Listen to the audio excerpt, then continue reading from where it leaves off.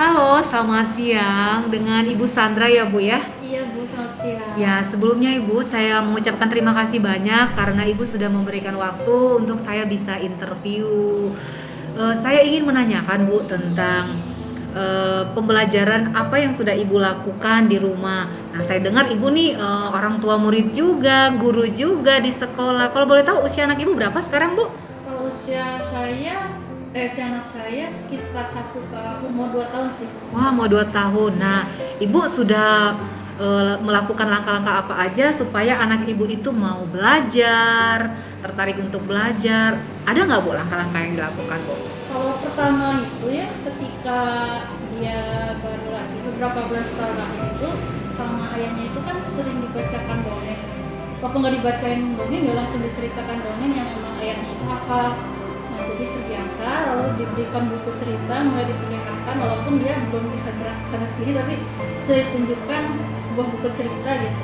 Bahkan Oh. mungkin sampai sekarang menjadi favorit dia gitu bukunya. Oh, berarti dengan membaca Iya. buku kepada anak itu juga salah satu minat atau membuat anak itu tertarik untuk belajar juga ya Bu ya? Jadi waktu pas dia udah beberapa bulan itu sama yang itu sering dibacakan buku cerita. Kami ya sering membelikan beberapa buku cerita. Nah, sama yang dibacakan. Jadi kadang seiring berjalannya waktu, kalau misalnya dia bosan main atau bosan melihat video YouTube atau apa, Mm-mm. dia inisiatif mengambil bukunya sendiri gitu. Oh Iya, bahkan ya. dia bisa memilih buku mana yang dia pengen dan minta tolong dibacakan sama ayahnya gitu. Jadi dia langsung ngambil buku dari lemari, minta tolong ke ayahnya tolong dibacakan. Oke, terus kira-kira ada kesulitan-kesulitan apa tuh Bu yang Ibu alami di sepanjang Ibu mendampingi anak Ibu belajar di rumah? Ada nggak Bu kesulitan misalkan dia konsentrasinya seperti apa atau dia kadang jadi nangis atau seperti apa? Bagaimana Bu? Kalau kesulitannya sih sejauh ini tidak ada ya Bu. Soalnya waktu pas karena mungkin karena sering dibacakan buku dan sering diperlihatkan buku, jadi kadang anak juga tiba-tiba tertarik sendiri gitu. Wah. Bahkan tanpa minta tolong ke ayahnya pun dia sudah ngambil buku, buka buku ya, lihat-lihat itu simpen lagi. Malah kadang pernah di buku itu dia ada isinya itu macam-macam binatang, ada namanya gitu kan. Nah, suatu hari itu saya ini ya Pak, ngetes si anak juga, ini binatang apa? Dia hafal. Dia hafal. Iya, pertama saya tes urutan, dia hafal. Terus suatu waktu saya tesnya acak, ternyata dia hafal. Oh, ya Iya, terus jadi mungkin karena sering dibacain, jadi dia dibacakan.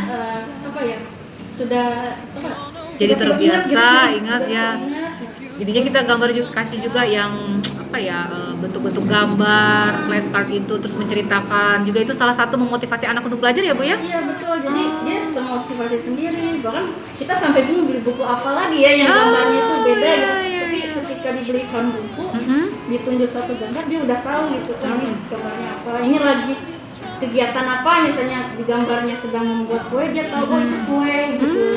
Dia iya, sudah iya. hafal gitu. Nah terus dari situ juga selain buku, lewat puzzle juga dia sudah bisa menamatkan beberapa puzzle. Dan kalau dari segi kefokusan, kalau saya perhatikan sih anak saya cukup fokus gitu. Karena ketika dia sedang melihat video misalnya tentang lagu-lagu anak-anak, dia cukup fokus tanpa kita ganggu gitu. Foto-fotonya juga dia tetap fokus melihat video yang sedang dia lihat gitu. Bahkan sedikit-sedikit dia sudah hafal beberapa lagu, walaupun mungkin dengan keterbatasan cara dia berbicara, tapi dia sudah tahu beberapa lagu gitu. Wah, hebat, hebat sekali. Terima kasih Bu Sandra ya sudah memberikan saya pengetahuan juga bagaimana cara mengajar, memotivasi anak dalam belajar. Sukses terus ya Bu dalam memberikan pengajaran buat anak dan sehat selalu. Tuhan berkati ya Bu. Ya, Terima kasih. Selamat pagi Pak. Terima kasih sebelumnya sudah memberikan kesempatan bagi saya untuk menginterview Bapak.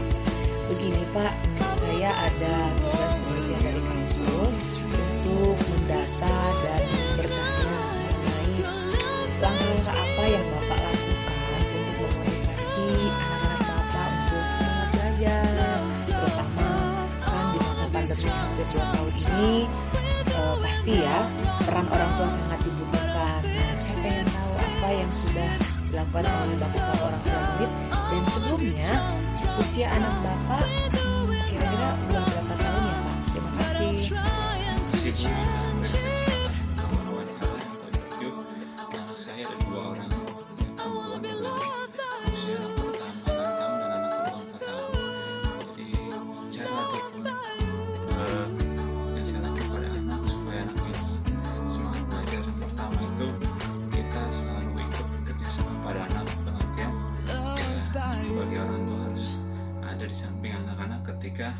belajar tersebut, baik itu belajar online ataupun ketika mengerjakan tugas pekerjaan rumah. Kemudian yang kedua, ketika anak menginginkan bermain dengan kita, ya contoh kecil bermain sembunyi-sembunyian, ya sebagai orang tua harus juga dibantu anak tersebut. Jadi itulah cara meningkatkan motivasi kepada anak ketika kita menyuruh anak belajar, dan anak ketika meminta kita untuk ikut bermain dengannya, ya kita juga harus ikut campur supaya anak semangat dalam belajarnya. Demikian yang saya sampaikan. Terima kasih. Oh iya, jadi langkah-langkah yang Bapak lakukan adalah memotivasi anak belajar dengan cara ikut terlibat ya Pak ya. Ikut terlibat sebagai orang tua, dan kira-kira anak itu sendiri ikut menjadi semangat belajar nggak? Contoh nih Pak, ada nggak yang kita lakukan memberikan nasihat suatu saat jika anak Bapak ingin sukses, maka harus seperti Oh ya Pak, pertanyaan yang selanjutnya, bagaimana respon anak-anak Bapak sendiri ketika Bapak melakukan atau ikut terlibat kepada anak-anak ketika bermain dan belajar? Nah, jadi yang saya perhatikan ketika anak saya itu suruh belajar, dan juga ketika anak minta saya untuk ikut terlibat bermain, ikut berperan juga bermain, ya anak itu sendiri jadi semangat belajarnya. Jadi ya itulah, anak ketika kita minta tolong pada kita dan kita menyuruhnya kan seimbang tuh, dalam artian tidak ada yang berperan terlalu besar atau misalnya egonya terlalu tinggi. Jadi bukan, jadi sama-sama untuk saling menolong, saling membantu, dan ada yang maksudnya anak itu merasa senang hati lah, ya saya juga ditolong nih sama orang tua, ya saya akan belajar. Terus ya kasih saran juga, motivasi karena dengan kita memberikan saran terus setiap hari, tidak putus-putusnya, jangan pernah capek gitu ngasih tahu ke anak, pasti anak juga akan tertanam dalam pikirannya dan dalam hatinya, oh ya supaya untuk pintar, supaya sukses ya harus rajin belajar. Kalau nggak rajin belajar ya tidak akan pintar, itu saja. Selain itu harus berdoa juga ya, karena paling utama itu berdoa kepada Tuhan. Dengan kita berdoa kepada Tuhan, pasti Tuhan akan menolong dalam setiap apa yang kita inginkan dan dalam setiap pelajaran. Demikian.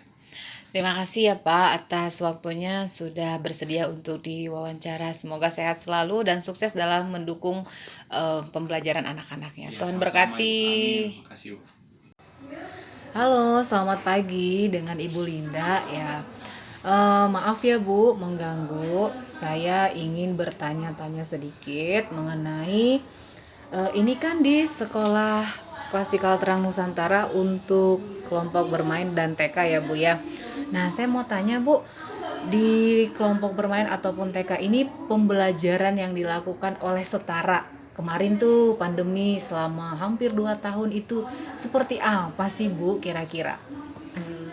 Waktu 16 Maret 2020 ketika semua anak-anak tidak boleh belajar di sekolah, maka kami mengirimkan bahan pembelajaran berupa video, dan juga pada hari tertentu orang tua mengambil bahannya yang berupa lembar kerja dan bahan-bahan pelajaran ke sekolah. Oke, dan kemudian kira-kira ada nggak Bu kesulitan-kesulitan yang dialami selama pembelajaran daring kemarin? Mungkin komunikasi atau mungkin jaringan atau alat untuk melakukan pembelajaran melalui Zoom atau seperti apa? Ada nggak kesulitan atau kendala yang dialami oleh guru-guru di sini?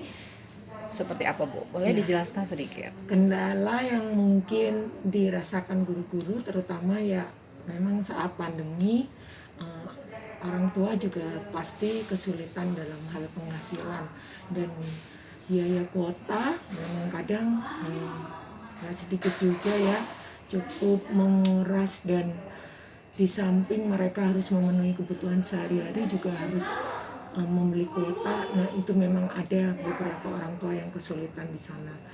Kesulitan yang lain mungkin mereka kesulitan membimbing anak-anaknya belajar di rumah.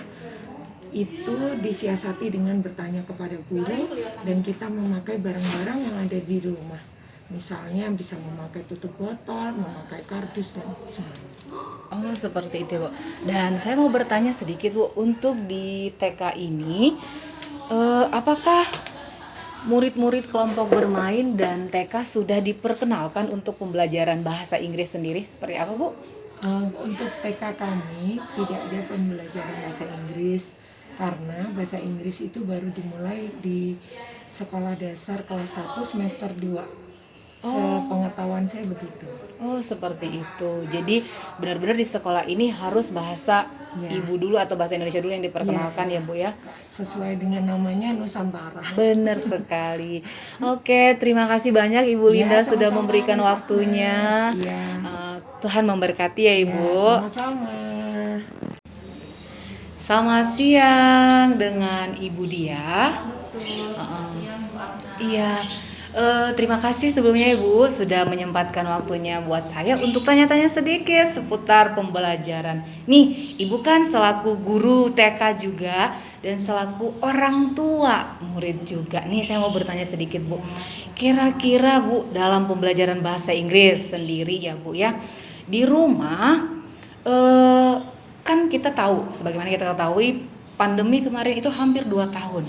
Nah, kira-kira langkah-langkah apa sih yang Ibu lakukan untuk menyiasati supaya anak-anak tetap mampu dalam belajar maksimal bahasa Inggrisnya? Dan yang pertanyaan kedua, kesulitan apa sih Bu kira-kira yang Ibu alami selama mengajarkan anak-anak? Terkadang kan guru memberikan materi video itu harus kita pelajarin lagi. Itu seperti apa ya Bu? Boleh berbagi sedikit ceritanya? Kalau yang pertama tadi bagaimana cara saya selama pandemi, biasanya saya ajarkan mereka tuh dari lagu. Terus kemudian kebetulan anak-anak saya memang suka belajar, jadi memotivasi mereka tidak terlalu sulit. Paling ya kalau mereka bisa mengerjakan, saya kasih rewardnya bisa pujian, bisa mengajak mereka memberikan sesuatu yang mereka suka, atau bertanya kepada mereka apa yang mereka inginkan. Biasanya sih kayak gitu, lewat lagu, lewat reward yang bikin mereka suka. Terus kalau kesulitan, ya kesulitan sih ada pasti ya, apalagi pandemi kayak gini kan memang tidak mudah. Tetapi paling kesulitan yang dihadapi paling masalah sinyal gitu kan. Kalau misalnya ketika Zoom atau ketika video call sinyalnya kurang baik, gitu aja sih paling kalau kesulitan. Kalau belajar sih kalau dari video-video yang dikirim dulu, biasanya saya biarkan anak-anak belajar dulu. Nanti kalau mereka mengalami kesulitan, tidak mengerti apa yang diajarkan gurunya, baru saya membantu untuk menjelaskan. Baik Bu, terima kasih. Nah, pertanyaan terakhir ya Ibu ya, di sekolah ini sendiri Bu, apakah bahasa Inggris sudah diperkenalkan untuk anak TK? Kalau boleh tahu? Kalau di sini bahasa Inggris belum diajarkan untuk anak TK, karena kan kita mau membiasakan anak untuk berbicara dengan bahasa ibu dulu, bahasa Indonesia yang baik dan benar begitu. Oh iya, cukup membantu sekali informasinya. Terima kasih ya Ibu Dia ya. Tuhan memberkati ya Bu. Terima kasih atas kesempatannya.